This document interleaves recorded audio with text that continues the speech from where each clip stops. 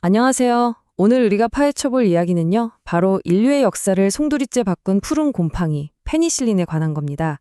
혹시 일본 드라마 진 보셨나요?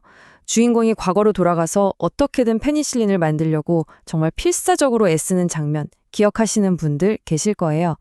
바로 그 작은 곰팡이 하나가 대체 어떻게 수백만 명의 목숨을 구하고 역사의 물줄기를 바꿨는지 그 놀라운 여정을 지금부터 저와 함께 따라가 보시죠. 이 문장 정말 드라마틱하지 않나요? 이게 바로 알렉산더 플레밍의 그 역사적인 순간을 딱 한 줄로 요약한 겁니다. 생각해 보세요. 휴가에서 돌아온 한 과학자가 발견한 건 그냥 실수로 오염된 배양 접시 하나였어요. 근데 이게 인류를 구원할 기적의 시작이 될 줄, 그때는 정말 아무도 몰랐겠죠. 자, 바로 이 질문에서부터 오늘 이야기를 본격적으로 시작해 보려고 합니다. 어떻게 보면 정말 사소한 실수, 그냥 지나칠 수도 있었던 그 일이 어떻게 의학혁명으로까지 이어졌는지 그 놀라운 과정을 한번 파헤쳐 보겠습니다.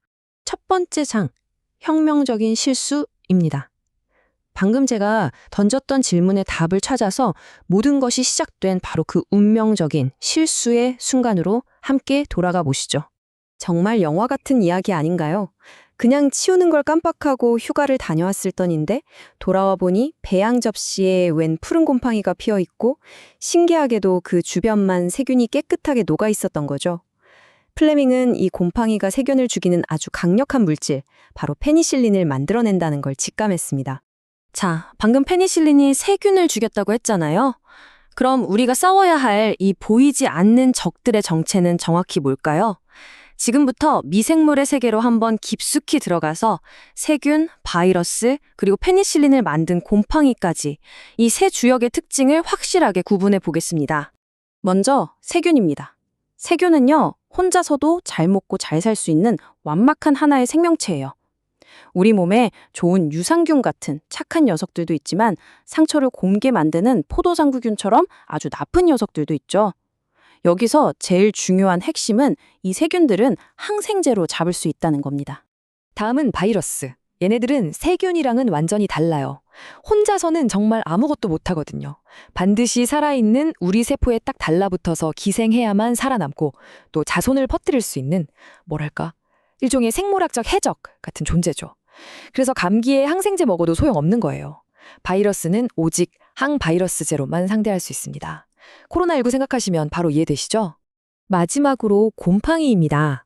오늘 이야기의 주인공인 페니실린을 만들어낸 그 푸른 곰팡이도 바로 이 곰팡이의 한 종류죠. 얘네들은 포자를 막 퍼뜨려서 번식하고 무좀처럼 우리 몸에 자리 잡기도 하잖아요. 치료할 때는 항진균제라는 약을 씁니다. 이 표를 한번 보세요. 차이점이 한눈에 딱 들어오죠? 여기서 제일 흥미로운 건 독립적으로 증식할 수 있냐 없냐. 이게 바이러스를 다른 애들이랑 구분하는 가장 큰 특징이에요. 크기나 치료법도 완전히 다르고요. 이 차이를 아는 게 왜 중요하냐고요? 바로 다음 섹션에서 그 이유가 명확해집니다. 자, 이제 세균과 바이러스의 차이를 알게 되셨죠? 그럼 시간을 한번 거슬러 올라가 볼게요. 인류가 이 보이지 않는 적들의 정체를 전혀 몰랐던 시대, 과연 역사는 어떻게 기록됐을까요?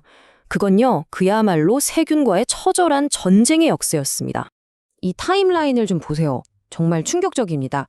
16세기의 스페인 군대가 잉카 제국을 무너뜨린 진짜 무기는 사실 칼이나 총이 아니었어요. 바로 천연두 같은 세균이었죠.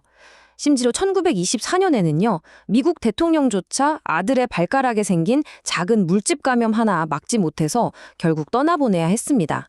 세균의 정체를 몰랐던 시대의 비극이 정말 고스란히 담겨 있죠. 정말 무서운 말이죠. 투탕카멘의 무덤을 발굴했던 그 유명한 카나분경, 저주 때문에 죽은 게 아니었어요. 면도하다가 생긴 아주 작은 상처에 세균이 들어가서 사망한 겁니다.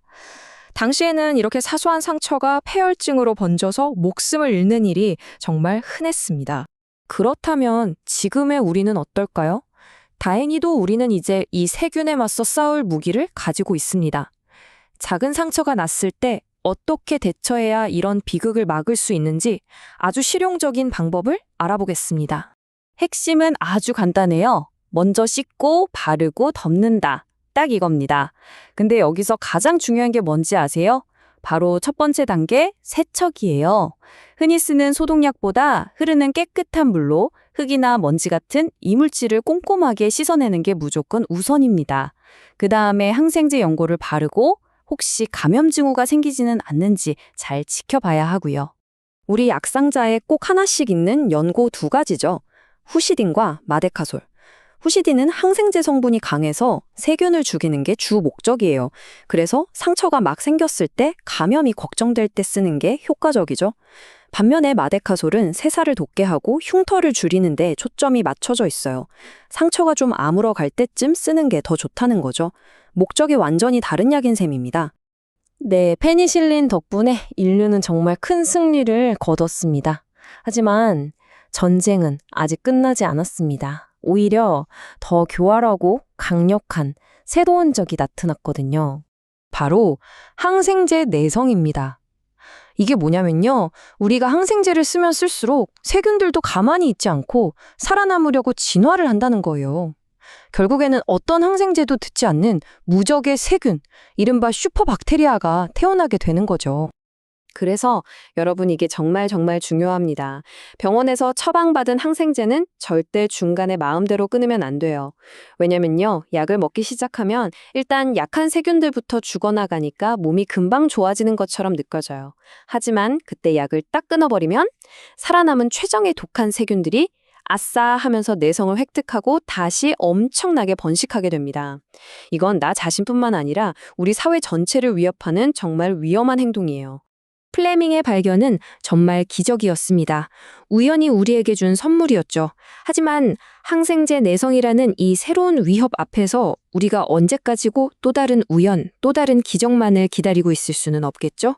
이제는 항생제를 올바르게 사용하는 우리 모두의 책임감, 바로 그것이 우리가 가져야 할 새로운 무기가 아닐까요?